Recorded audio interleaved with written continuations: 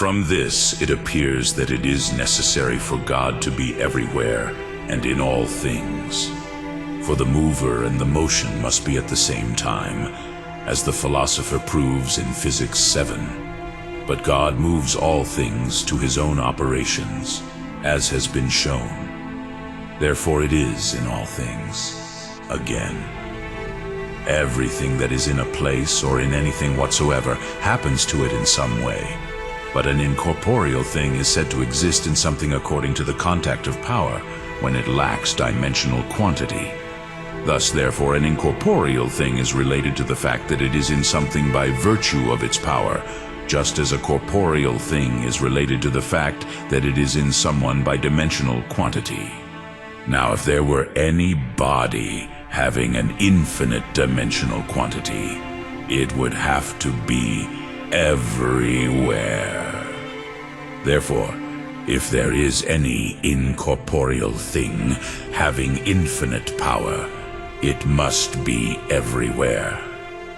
Now it was shown in the first place that God is of infinite power, so it is everywhere.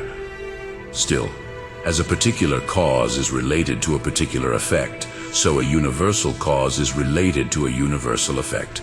But it is necessary that the particular cause be present at the same time as the proper particular effect, just as fire by its essence warms, and the soul by its essence gives life to the body. Therefore, since God is the cause of the universal existence of the whole, as was shown in the second part, it is necessary that wherever existence is to be found, the divine presence must be present to it.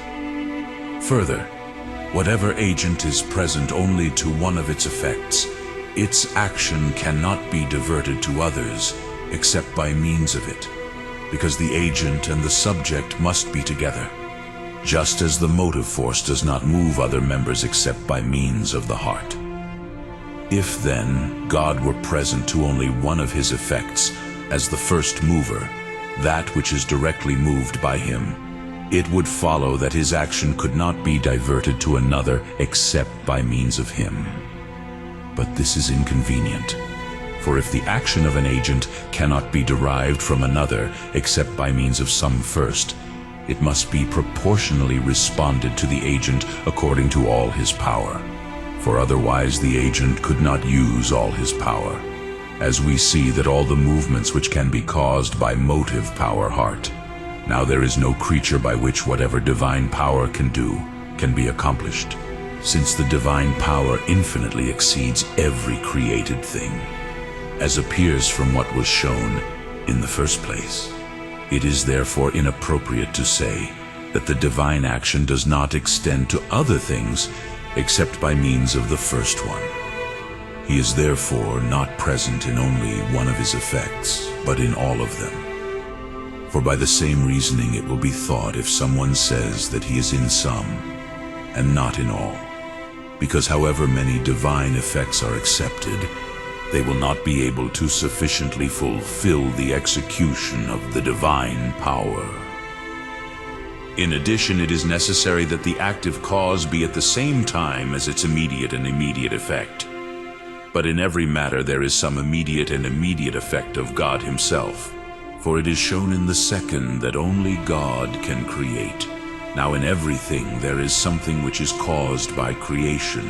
Indeed, in corporeal things the first matter, but in incorporeal things their simple essences, as appears from what is determined in the second.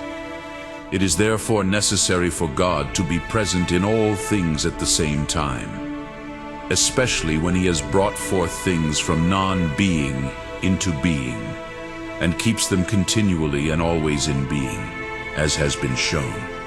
Hence it is said that Jeremiah 24, I fill heaven and earth.